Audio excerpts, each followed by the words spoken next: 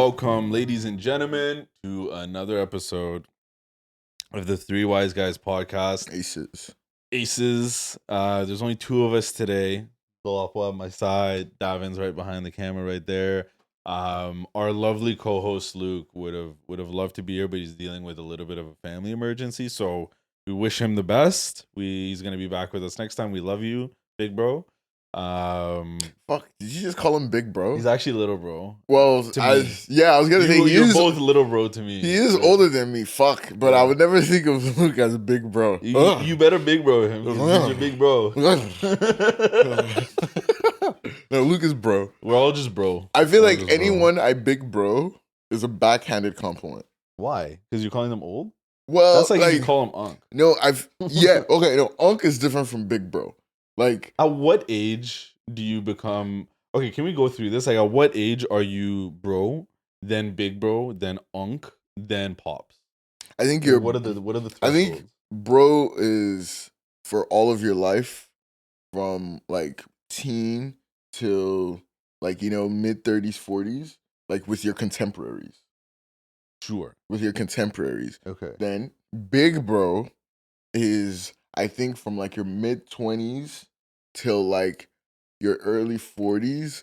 From like you don't think they call early 40s dudes big bro? I think they start calling you Unc at the age of 30. Like let's say we're talking about, okay, from the perspective of a 17-year-old, right? Okay. Let's say you're 17, you're looking at the world and you're trying to figure out like who to call what, right? You're 100% bro is like your age. I think up until 20 you're bro. You know what I mean? Okay. And then 20 to maybe just before 30. For a 17-year-old? Yeah, like a 17-year-old up until the age of 20, you're calling everybody bro.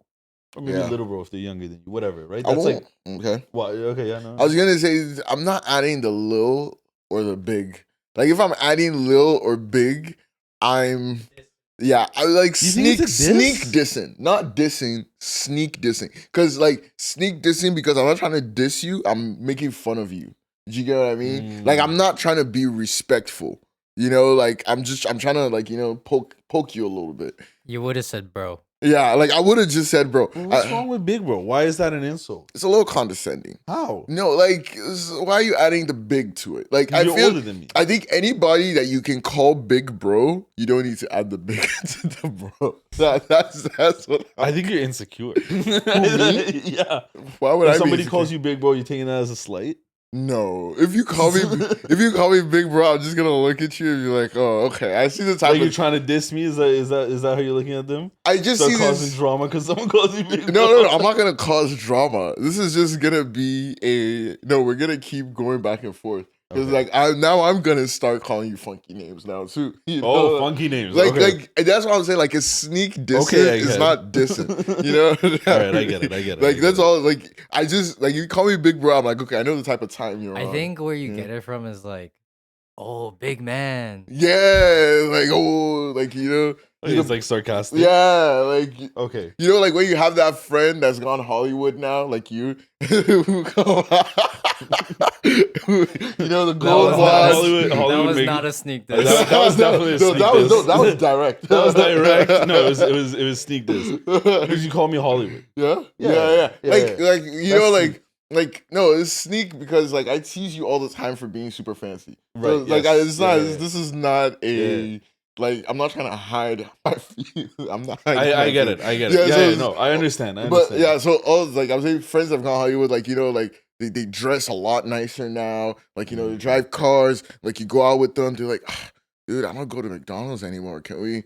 Let's get a reservation at Carbone. Like, what? You ain't got no money? Like, dudes like that. I thought Luke wasn't on the podcast. Let's get a reservation at Carbone. That's more.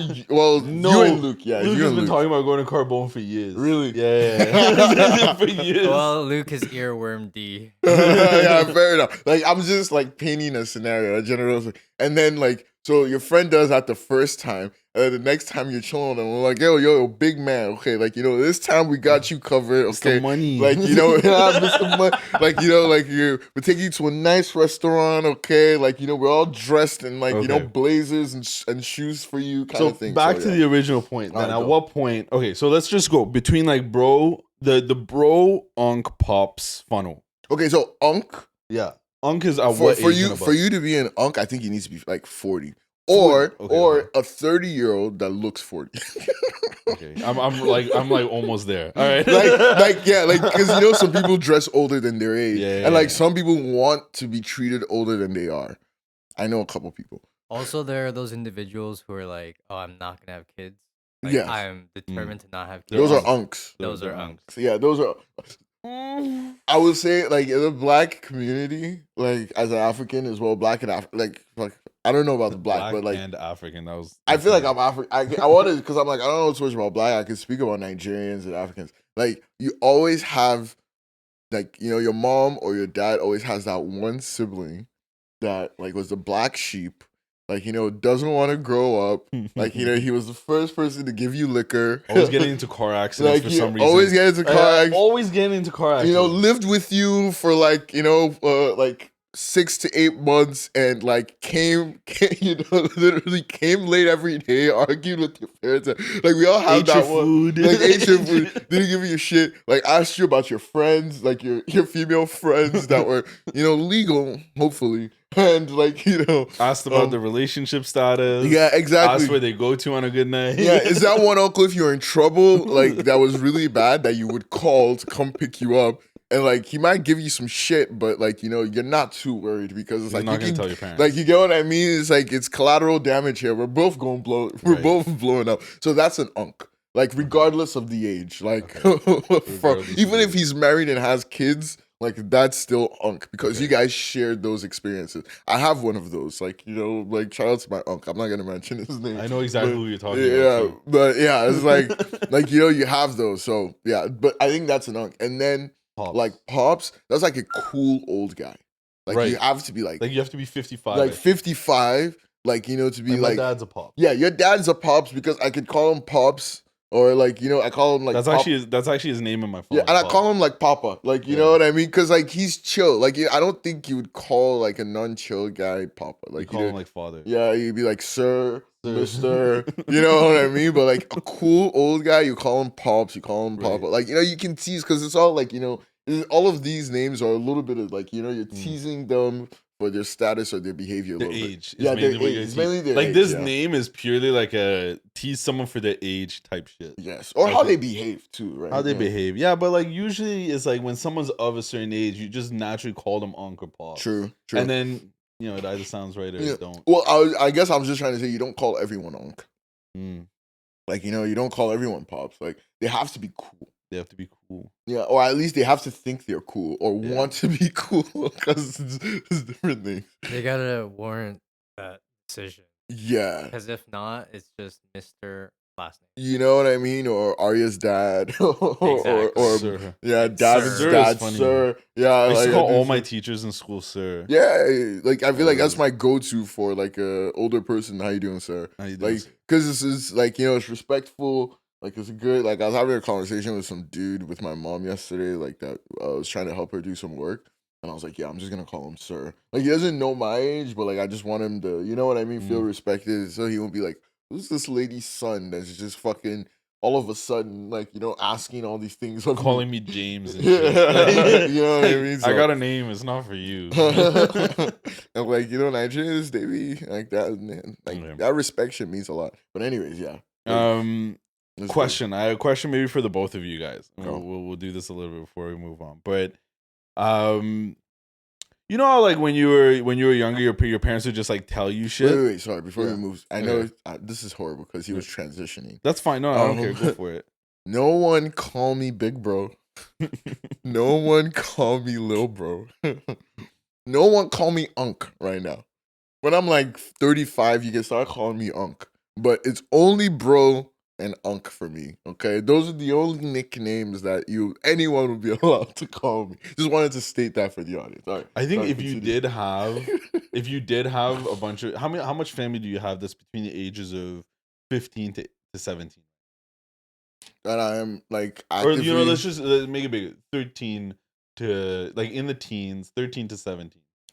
Like off the top of my head, I say like 5, 6. 5. I think they're liable to call you big bro. I think they'll do it and they'll say it unironically. If they do that, I'd be like, fuck no. Don't do that. Let me No, teach call me you Dolapo. something. Okay, go ahead. That's no longer an option. Like it's no like we're in the era of nicknames. no if Names are no longer an option. then just call me bro.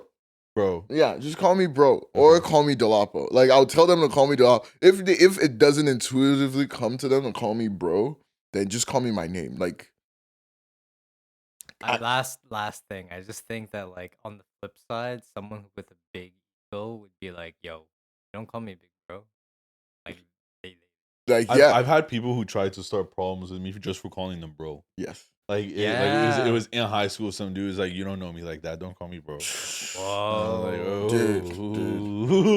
big shot. Yeah. Okay, big bro. Yeah, that's what I mean. That's how it's done. That's how it's done. Or big shot, like like fuck, in Nigeria we call him chairman, like like. All right, Fuck, okay. Clip. clip right there. Okay, let me Yes, see. lies we were told as kids. Yeah, well, I hadn't mentioned it yet, but yeah, thank you. That was great. That's perfect.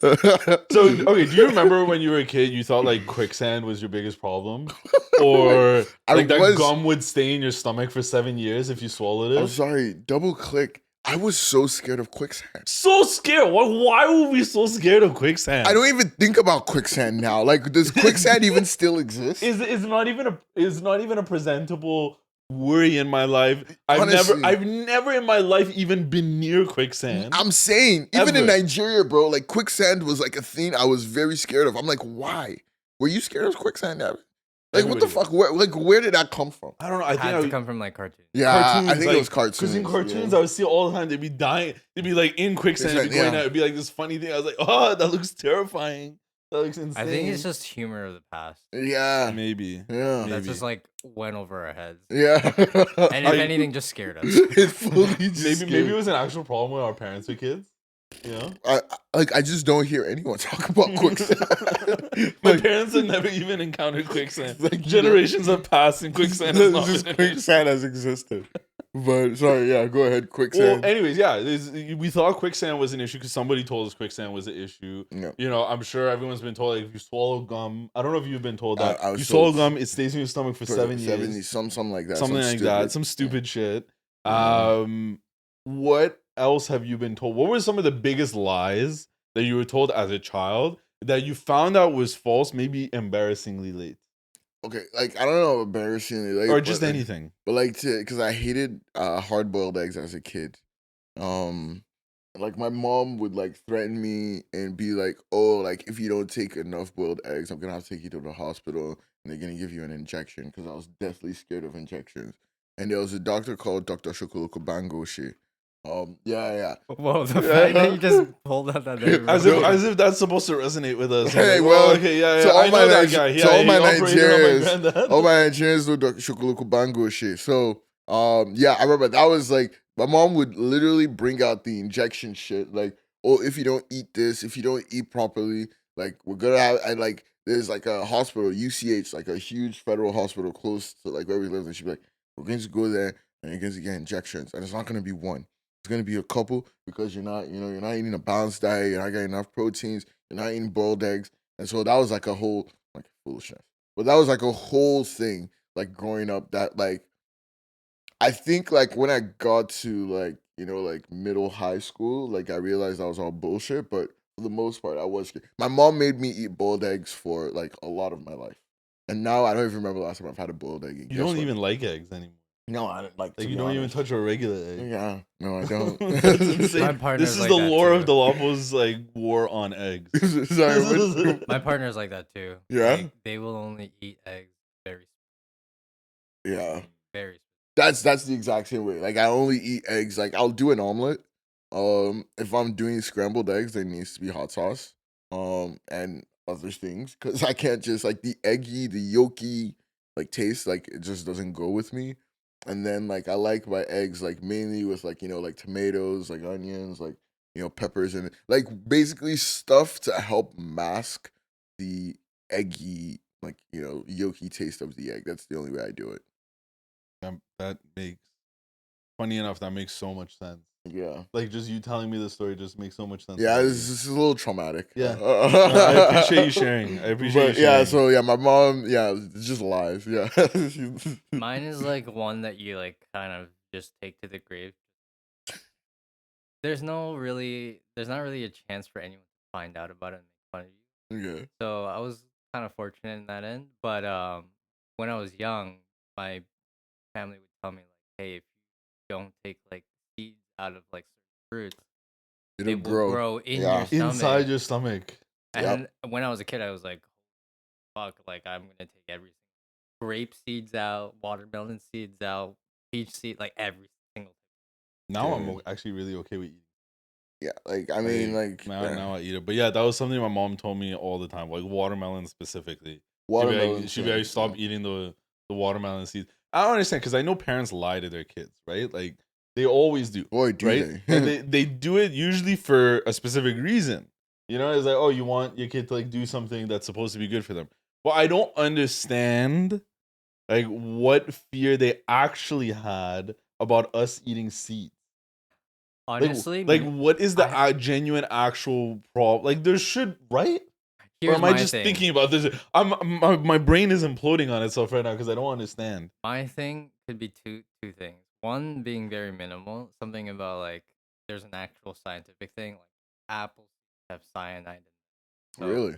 something along those You lines. need to like have like a lot of apple in seeds. order for it to actually Exactly. So maybe they heard like some sort of propaganda and they were like, oh, this could be like bad. The second thing is like we have ChatGPT and a bunch of other resources. True. So we can they didn't. We can verify. Yeah. Like one of the things my mom used to tell me, because like I would like to be silly, I would cross my eyes.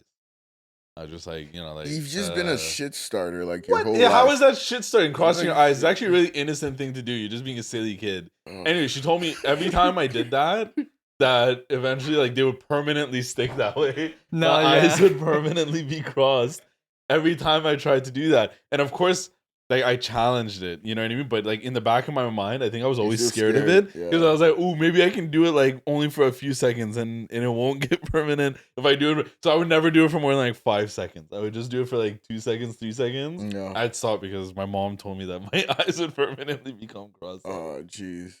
Yeah, like I'm thinking, what else did first off, it was mainly my mom. I don't know, did your dads ever lie to you about they were shit? Non-existent. Like, I think my dad has lied to me about like more important shit. My mom has lied to me about unimportant shit.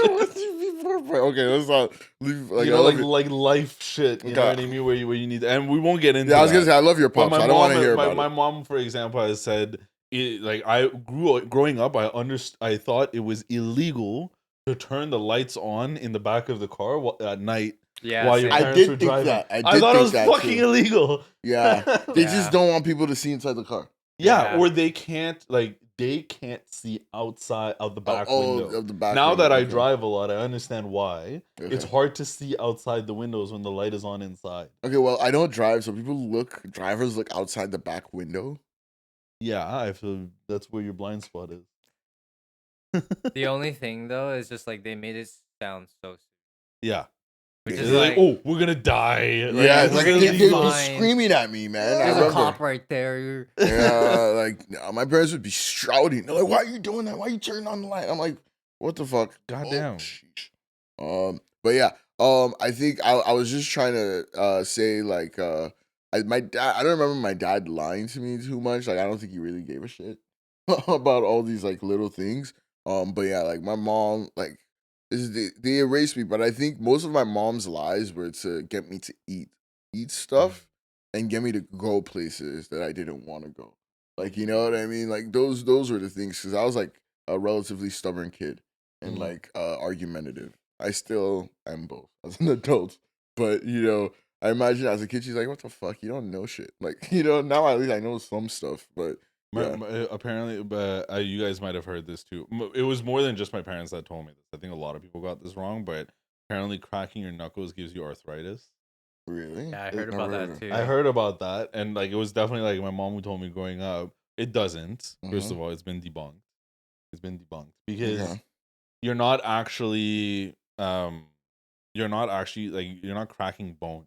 Basically, your knuckles cracking is you popping a pocket of fluid or air between fluid or something like between your joints. That's all you're doing. Like a bubble. It's like a bubble that you're just popping and it's gonna come back. So there's really no impact on your actual bone. Yeah. I heard of that one. That one didn't really get to me because it just felt too. It got to me, but I still did it because it felt good. I was like, whatever, I'll just have arthritis when I get old. Everyone gets arthritis anyways. Exactly. So who cares, right? Okay, I remember one, and this didn't affect me. Actually, I'm not gonna. Yeah, let's just say it affected me. Sure. Like I used to bite my nails a little bit, and I was never like a chronic bedwetter, but like I can say I wet the bed maybe like. Everyone wets the bed. Yeah, okay, yeah. I just wanted to say like not that much, but like my mom would be like, oh, like if you bite your nails, you're gonna continue to like wet the bed. Like, yeah, I don't know why. My mom bites her nails too. So I feel like personal experience. Yeah, I feel like she just wanted me to not be like her. To bite like biting my own nails too. And I when I worked, I stopped biting my nails, but not because of like, like the bedwetting, just because I hated the way people who bit their nails look like. Whatever. But yeah, I remember that was that was one. And then biting your toes even. You bit your toes? Yeah. I dabbled. I've seen people bite their toes. I've dabbled. Insane. That is insane behavior. Yeah, well, it's okay. You willingly shared that. Yeah. Okay. As a kid. I won't make, when the camera's off, I'll make more fun of you for sure. Yeah. So, but yeah, there's no link to bedwetting and biting your nails, kids. My mom also had this obsession with convincing me that different things were going to put worms in my stomach. Like the worms in the stomach was a huge deterrent against like me eating certain foods on an empty stomach. You know what I mean? Like if I wanted like certain snacks on an empty stomach, she'd be like, if you have that on an empty stomach, you're gonna get worms. Or like if you eat too much of this, you're gonna get worms. Or if you eat too little of this, you're gonna get worms. Like worms was always inserted. Wait, do we even have worms in our stomach?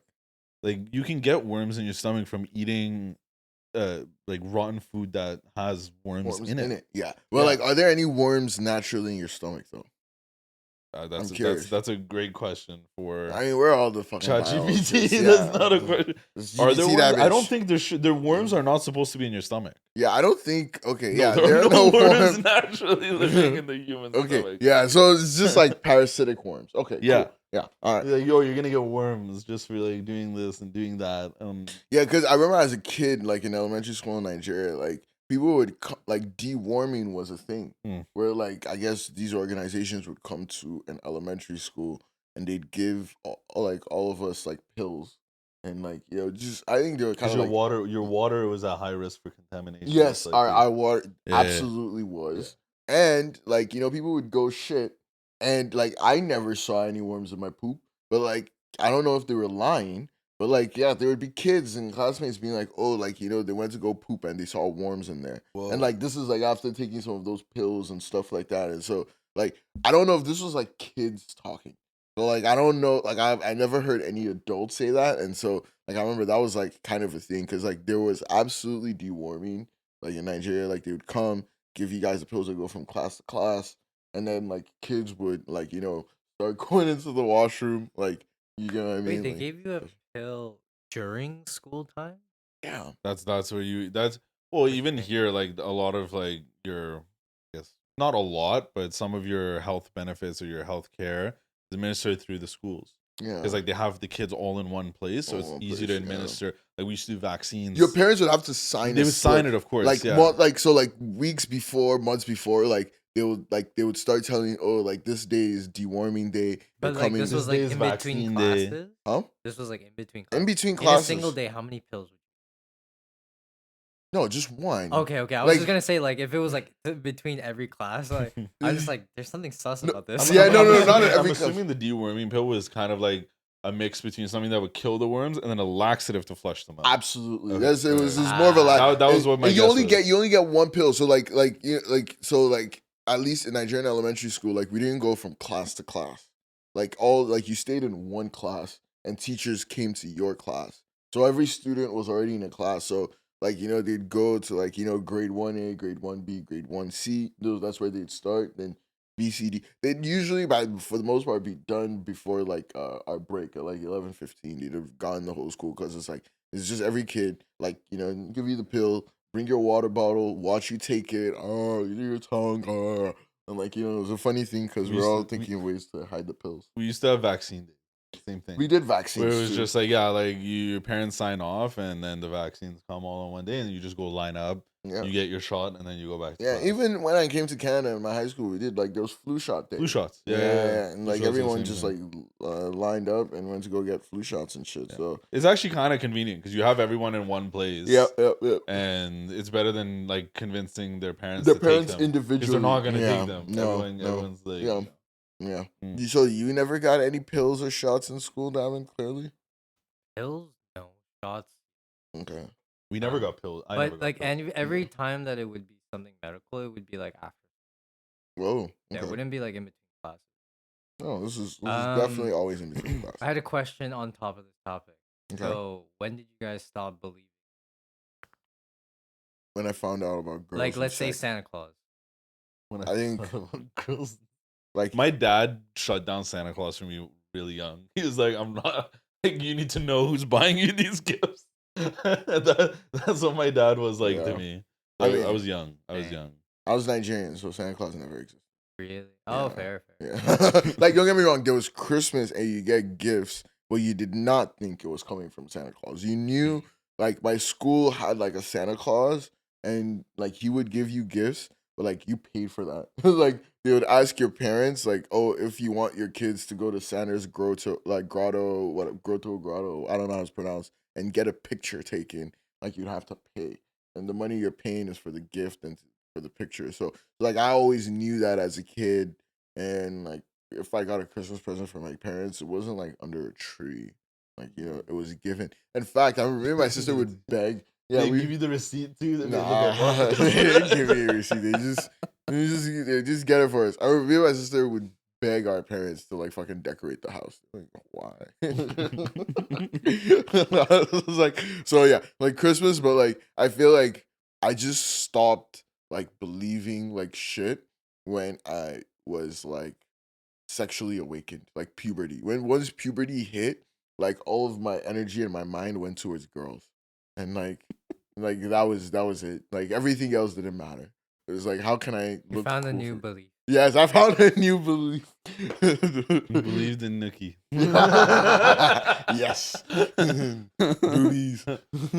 Yeah, no, I like I said, yeah, it was specifically my dad who shut that down too. I didn't really I don't have vivid memories of as a kid believing in Santa. You know, when you're like, usually people as a kid, they have these memories like, oh yeah, like I waited up all night. You know what I mean? Blah, blah, blah.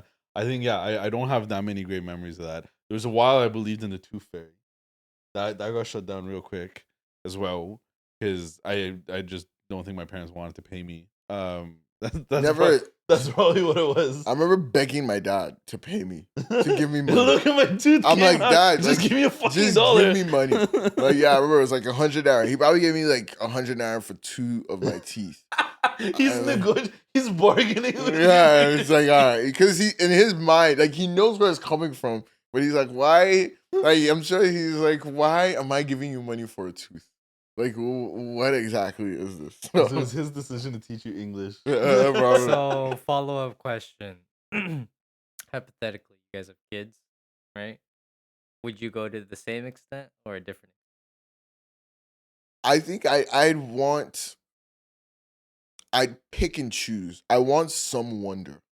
You know what I mean? Like, I want, because I remember who was teasing Luke about his white Christmas, and I was jealous. It was like, full disclosure, I was fully fucking jealous. I'm like, damn, where's my white Christmas? So, like, maybe, like, I don't know if I'll do the Santa thing, but, like, the decorating the house and waking up the next morning to find Christmas presents under the tree, like, absolutely. Like, let them make up their belief. Yeah, let them make it. Like, they like, if they go to school here, they're obviously gonna believe in Santa, right, and all of that. And like, yeah, like, sure, like at some point I'll break it to them, like, no, like, it's us, okay, like, you get what I mean? Later, like, yeah, I don't know. Like I feel like my girlfriend or my present girlfriend or and my wife will figure that out. Like the logistics of that. But I want some wonder is all I'm trying to say. So there will be some beliefs. I don't know which, but like I'll have to figure out which ones I want to propagate for sure. I think I definitely want the wonder too. But I think in order to have the wonder, you have to propagate all the beliefs. Because like the second you start bringing one down, they're now allowed to question all the other ones, right?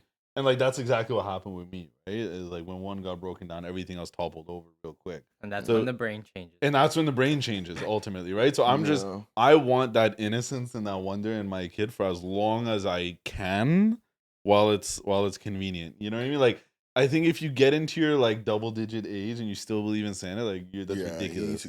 You know what I mean? But like I think anytime before that, like I think it'll be done by the time they're 8 maybe. I think that's maybe, yeah. I think that seems like when kids usually stop believing in this shit. Like, I have no context on like. I don't really have context either, but I think if I could get them to like 8 and they can naturally wean off of it, I'm happy with that because like all those years, they've had 8 years of just innocence and wonder. Because once that's done, real world begins, and you don't get those years back. Yeah, and I don't want to take that away from them too early. You know what I mean? A belief or whatever equivalent of maybe this is just like Nigerian tooth fairy. I remember if you had a tooth that fallen out, I remember there was I don't remember exactly what it is, but it was like you should throw it on your roof, and like I think like something good would happen, or like lightning would hit you or something like that. It was either don't throw it on the roof, like trying to discourage you to throw your like milk teeth on the roof. I'm not sure why, or encourage you to do it. I don't remember the existence, but I'm curious. Was there anything like that, like throwing your teeth on the roof? I'm sure it was just put it under your pillow. Yeah, it was put it under your pillow and tooth fairy will come. Yeah, there was one really fucked up situation where I found out about like, hey, Santa's not real anymore. But basically, I think this was like when I was around 10 or 9. But basically, every year prior, I thought, oh, it's Santa's real. Like, he comes down the chimney, whatever. But then my mom started telling me this one year that Santa's emailing us. There's an email from Santa asking us what we want for Christmas. And I'm like, hold on 1 second. First of all, this is not just like some random MSN. This is like some Korean email chat. Like, no way Santa's fucking Korean. And I'm just like, there's something wrong about this. But hey, I'm gonna ask for this very expensive. This is a Telegram channel. What do you mean? Actually, it's Korean WeChat. There actually was Dolapo. There was this service. There still exists. I'm pretty sure this service in Canada where during Christmas time, Canada Post. Yeah, if you send a letter to Santa, they send it somewhere. They actually write a letter back and send it to the kid. Yeah, I remember. And it's like it used to be handwritten. They don't do that anymore. Yeah. Like there's too many people. But like I interned with Canada Post for 4 months, and we worked on their centers in the like rural Canada. So like I remember I worked on a center in Newfoundland, and yeah, like there was that program. And they're kind of asking us, like, that's like one of those things. Because they're trying to turn the Canada Post. I don't know. I don't give a fuck. I was going to say, when I was working on this was all NDA confidential, but I don't give a shit. No.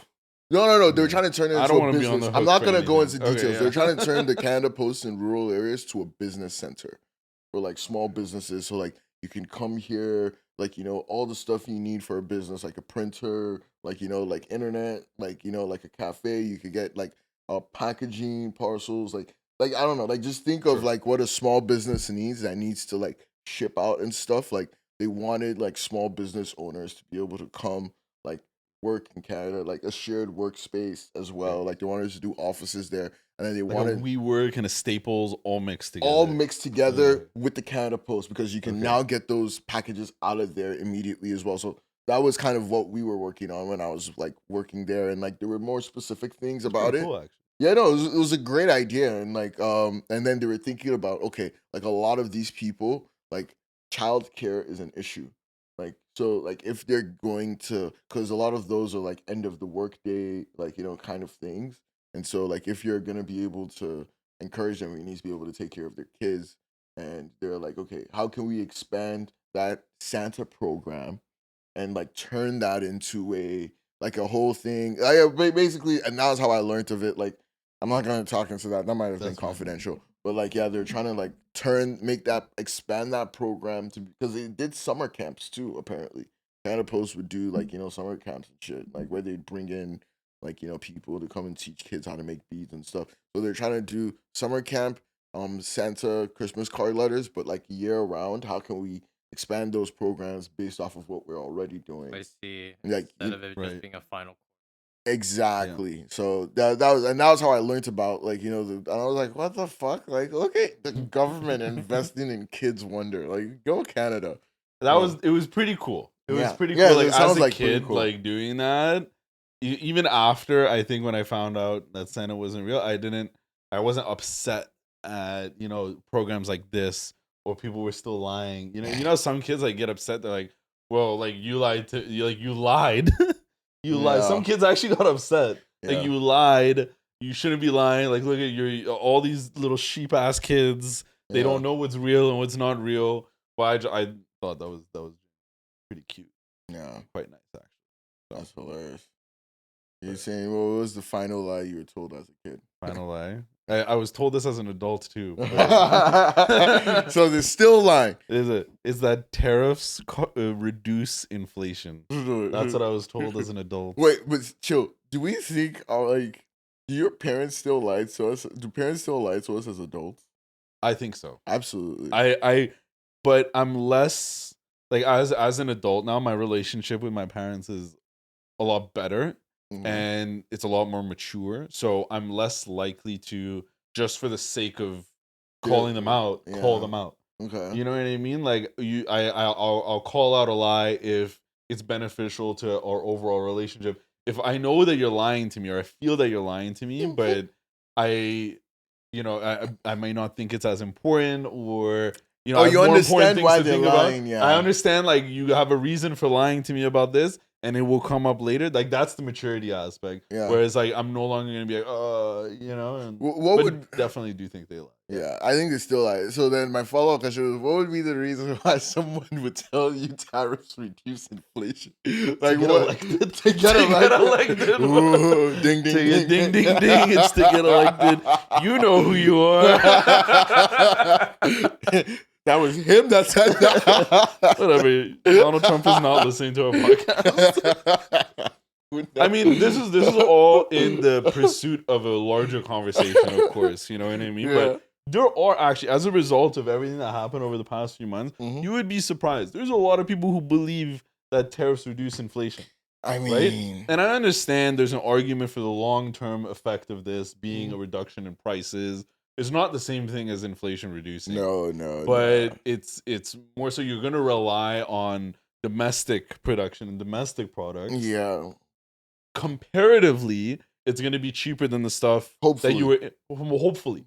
It's not even a guarantee that it turns out that way. Yeah, because there's also a question of quality. Yes. Quality, right? Yeah, and it's like, well, what if other people like increase tariffs on you? Like, okay, whatever. Anyway, we haven't even entered the possibility of, like, this conversation has not yet hit the...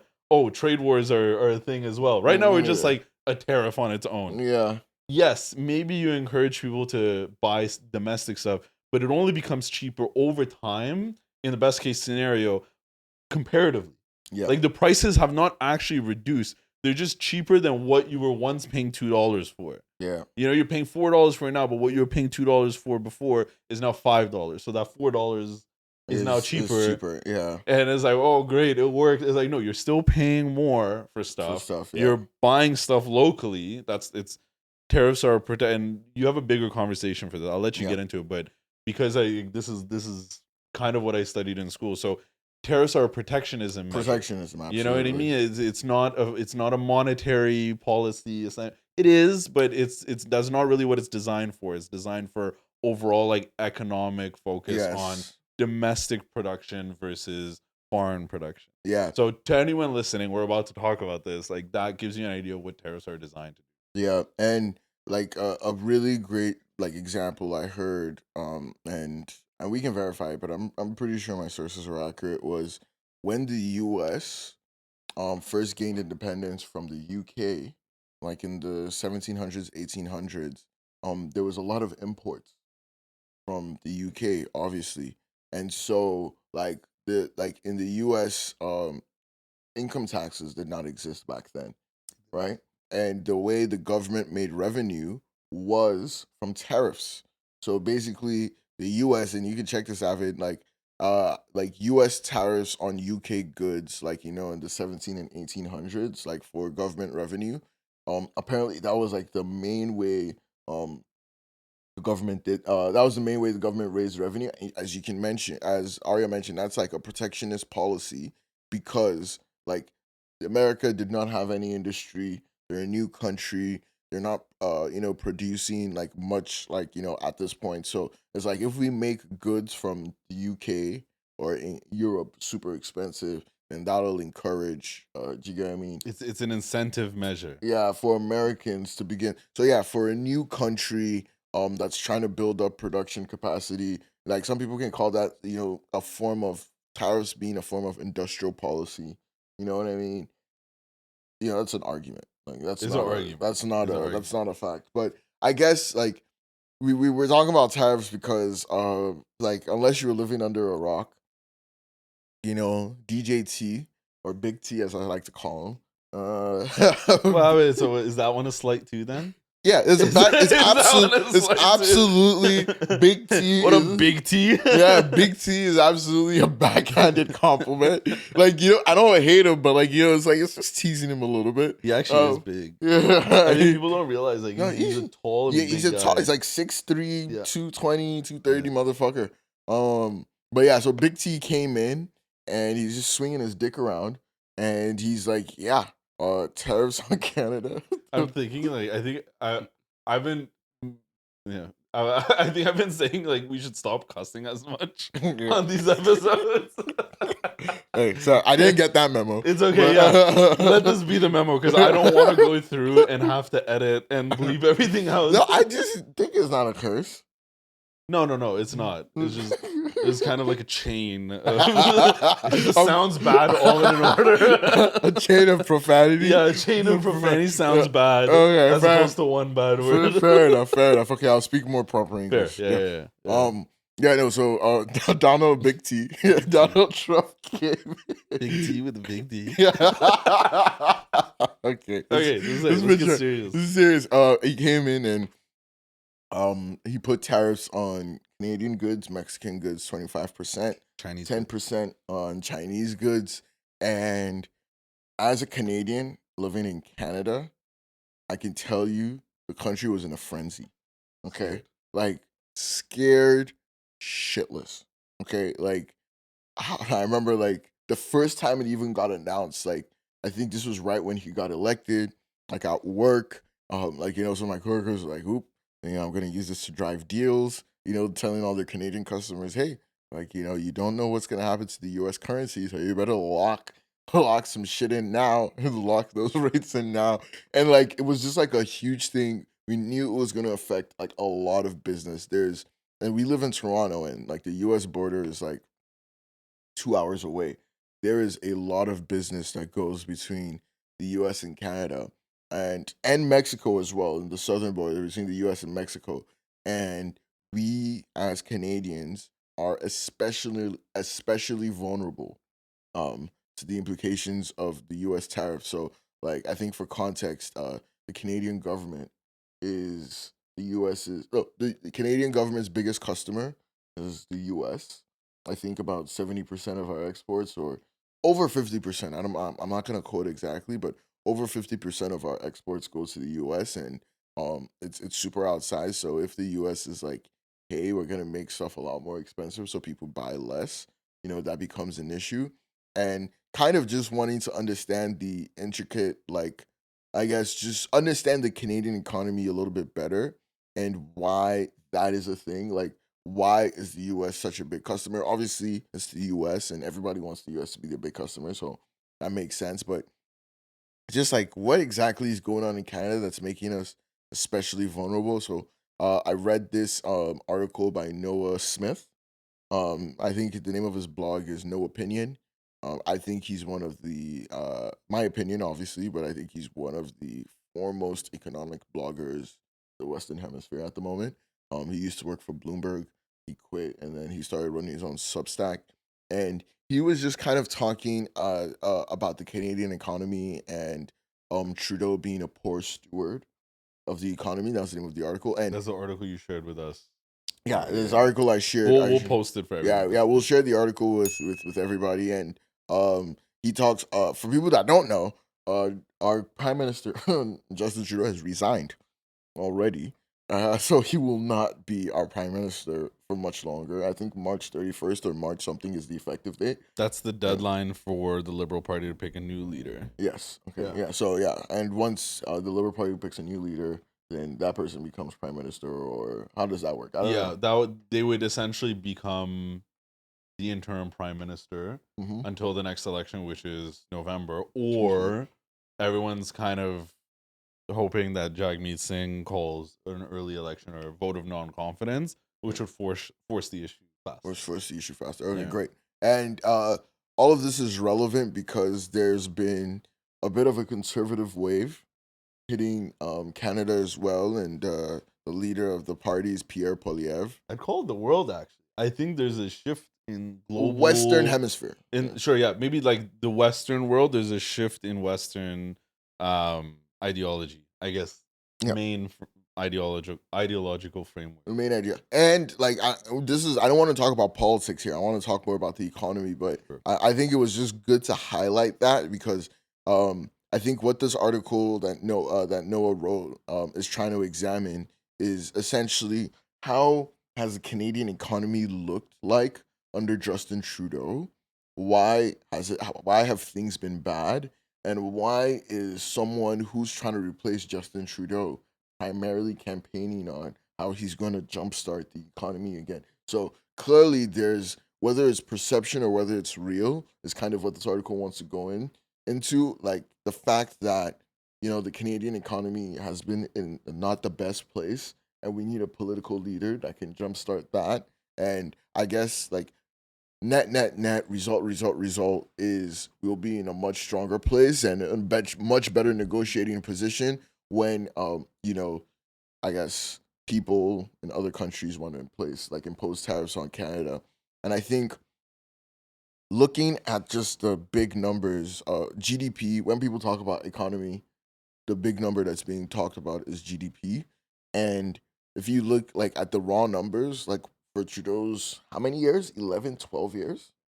It'd be good to mention too, like the entire reason that this article was created in the first place was because there was a study done.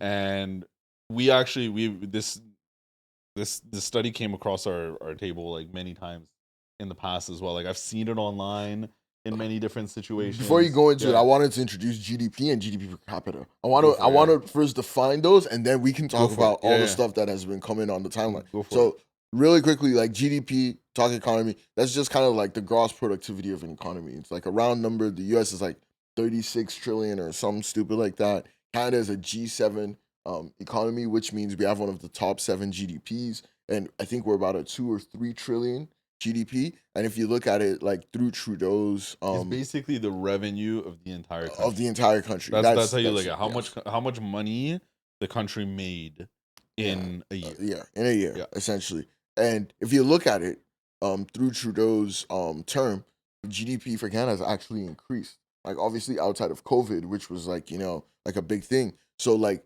people will look at it and be like, "What do you mean? Like the economy has sucked under Trudeau? Like the GDP increased. GDP's always increased. Yeah, the GDP's always kind of increased, kind of like the stock market. But the important number, and this is what Arya was kind of alluding to a lot that has been floating on the timeline, is GDP per capita.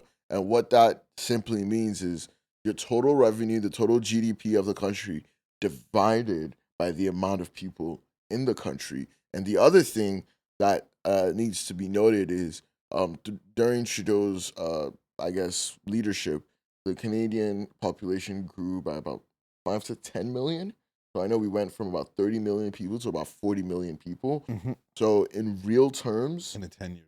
Yeah, in a 10-year span, which is kind of insane. 10 million in 10 years.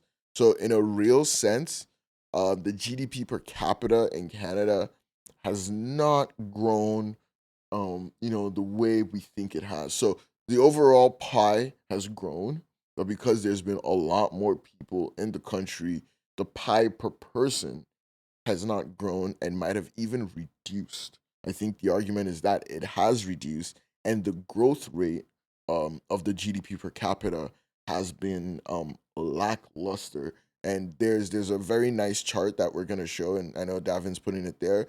It shows our GDP per capita, Canada and the US, and the chart shows like we've been pacing each other since about 1991, and then right before Trudeau came in the 2010s, like between 2010 and 2015, Trudeau got elected in 2015. We started to diverge in terms of like our GDP per capita growth from the US. The trend started to diverge, and since Trudeau has been elected, that divergence hasn't closed. It has only gone wider. So, Arya, you wanted to kind of talk about this graphic a little bit. I mean, I'll also say there's also another number is GDP growth. Yes. Which is just a percentage increase or decrease on the previous year and so on and so forth. What I was gonna say is I've personally seen this chart in many different forms on social media. Posted it. Yeah. He did, and most of the times, quite frankly, most of the times I've seen this chart online, it's been incorrect. I remember we actually got it in a group chat with some buddies of ours, and I think I was really bored that day. I saw the chart. It didn't look right. It was trying to illustrate essentially the same message, but it didn't look right. So I went literally to Stats Canada. I pulled out all the data. I made charts of it. I was like, okay, no, this is what it's supposed to look like. And this blog by Noah Smith. Yes, Noah Smith. By Noah Smith was the first time I've seen this chart properly depicted. And yeah, I mean it basically my understanding of the article was that, and this is what everyone's understanding should be in my opinion as well, but there's a lot of reasons why Canada's economy is the way that it is. If you want to say like, oh, GDP per capita has decreased, it hasn't. GDP per capita is more now than it was when Trudeau was initially elected, right? But that's not what we're talking about, right? We're talking about this entire article essentially depicts how different we are from the US, right? Like we're using the US as our North Star. And all of this came to light and came to be and became a conversation because there's tariffs now, and that illustrated how much of a dependence we have on the US. But if we have such a high dependence on the US, why can't we keep up with them, right? Like that's the idea. If we have such a dependency on them, we should be able to mirror their growth relatively, at least. Yeah. You know what I mean? And we've been doing that in the past. We have been doing it in the past. Yeah. I personally think the immigration issue or the immigration part of this discussion is probably one of the biggest components, right? Okay. I think when you inject 5 to 10 million people in any given year in a country, in any given time frame, 10 years in a country, immigrants are not as productive as, naturalized citizens right away. It takes them time to get there to that level of productivity because they're in a new country. They don't maybe understand the language all that great. The jobs aren't available for them always. Maybe it's the type of immigrants we're bringing. Maybe we need more specialized immigrants. People to work on complex projects and things like that. But ultimately, what happens is you input 10 million people that can't contribute to the last 10 million people to the same level as the last 10 million people. Of course, your GDP per capita is going to go down. Like there's no other. I think you're inputting a pretty standard linear equation there. That's why the article talks about a lot, and you can talk about some of the other stuff in it. But I do think that one of the biggest aspects of this article and one of the most important pieces in this equation is immigration, which we talked about a little bit on a past podcast. Yeah, I'd say my thoughts on immigration differ from yours. I will say I think the reason why Canada went so aggressive on immigration was to increase productivity, was to increase GDP per capita. And like I don't want to talk about immigration here because like you mentioned, that's actually a whole thing in itself. But immigration has played a role. The question is what exactly is the role it has played? All I can say is the reason, my opinion, but the reason why I think the Canadian government started the immigration program and the expected results, I don't think has been I don't think they've seen that. Like what they were expecting when they started these immigration programs, I don't. That is not That's like not what has that is happened at not all. what has happened Yeah. at all. If anything, it's probably the reverse. But I think some of the article cites some research from RBC. And RBC is obviously the biggest bank in Canada. And the I guess what this is trying to say, I think is yeah, kind of like here. What it's trying to say is what RBC has noted for some of the reasons. Like there's some long term issues with the Canadian economy. I think that they highlighted. Number one is productivity. Um, like G7 productivity output per hour worked, Canada is by far the lowest right now, and has been the lowest for a while now. And yeah, it's growing, but it's not been consistent. We can be a lot better. We can do a lot better. I'm not exactly sure why that is, but like Canadians are just less productive. We're just in general less productive than our I guess our other peers. And the article highlights that it hasn't been an issue because of the steady rise of oil. Like the one bright spot, the one reason why our GDP has grown under Trudeau, or one of the bigger reasons, is because our oil production has increased significantly. There was a shale boom, okay, like the Alberta oil sands, and like shale fracking or whatever, being able to get oil from shale, and Canada was one of the biggest recipients of that, and we were able to do that. And yeah, like we haven't been able to raise our productivity since the 1980s. So like that's been a big thing. I think another thing that RBC highlighted was just the amount of regulations and red tape within Canada. Like it is so hard to trade within Canada. Inter-province trade is so hard. I've heard a funny anecdote or a funny story about how like people that make car seats in Ontario aren't able to sell their car seats to Quebec, like owners, and vice versa. People that make car seats in Quebec aren't able to sell to Ontario because there's different rules between provinces on the type of stuffing that can be used. And it's yeah, so like basically the people that create like for Quebec, like it's insane. Like stuffing, really?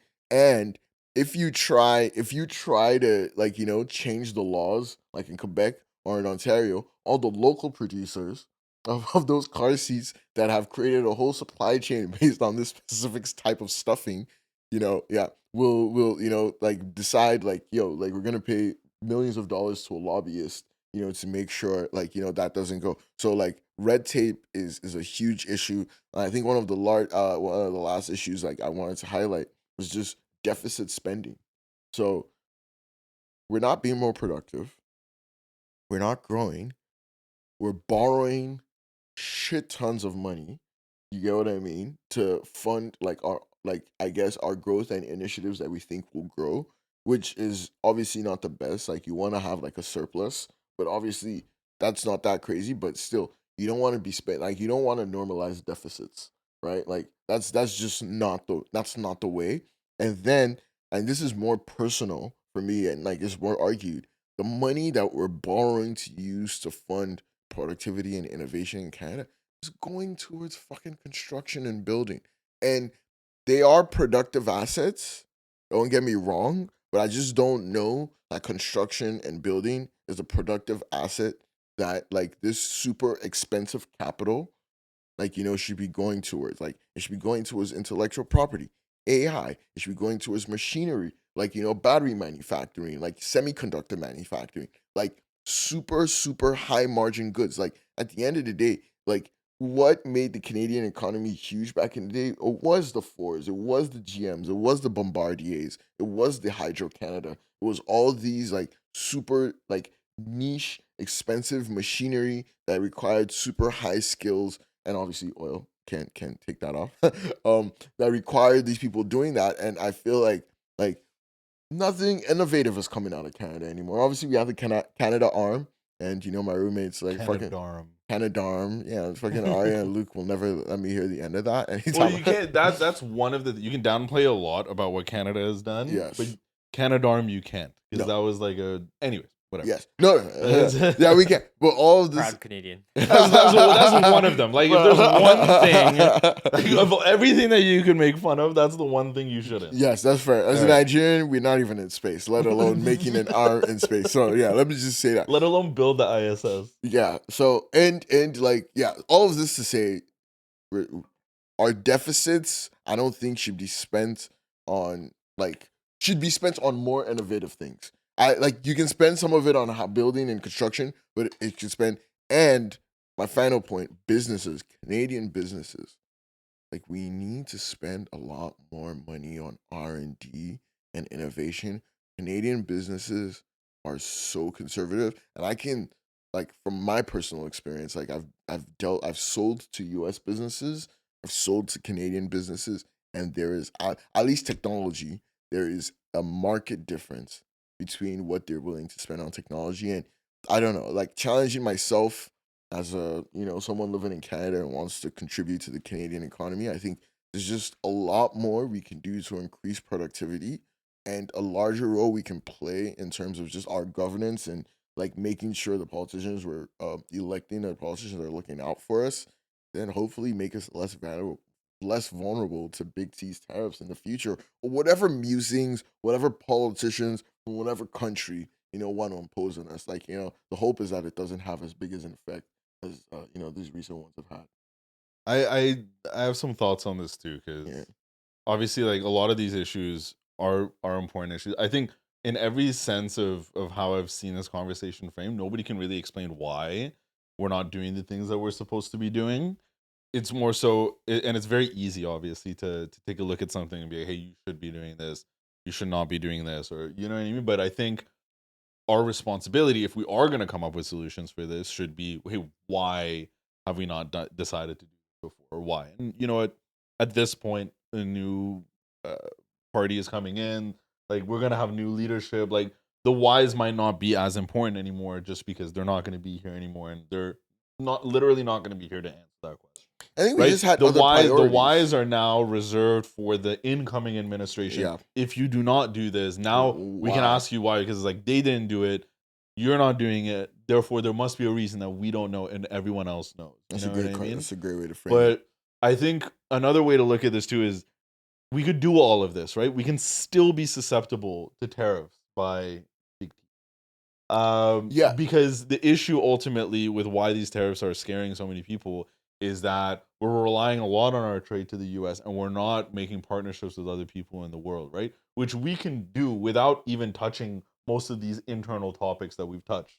If we do that and we diversify, I think that we can be in a better position to defend against tariffs. That's not even what this article was talking about or what it mentioned, because ultimately this article is not about tariffs, right? We just kind of brought that up because they're kind of related. Tariffs is what made us. Is what made us read this article and what made us think about it. Could have been what made Noah actually write it. No, it's absolutely what made him write it. But it's not actually what the article is about, which is really important to know as well. Yeah. I think our over reliance on oil is an issue as far as oil prices goes. Like, yes, we've been able to produce a lot more, but at what cost? When you produce more, you make it more available, the price goes down. If that's most of what we're trading with the US, we're making less money on that, right? So it's not just about producing more, because that can shoot us in the foot as well a little bit, depending on how we manage that and depending on who it is we're selling to. So I think articles like this, they prop up more questions than they answer. Yeah. You know what I mean? I like the article, don't get me wrong. I think it's really well thought out, but it's not an answer type of article. It's more of a, here's what's going on, here's some information that I was able to find, read it and come up with your own discussion.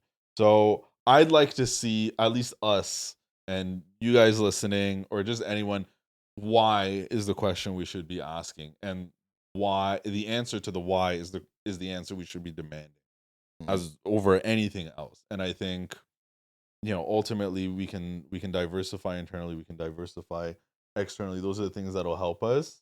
You don't need a PhD to come up with that answer. But I'm genuinely in a confused era don't know.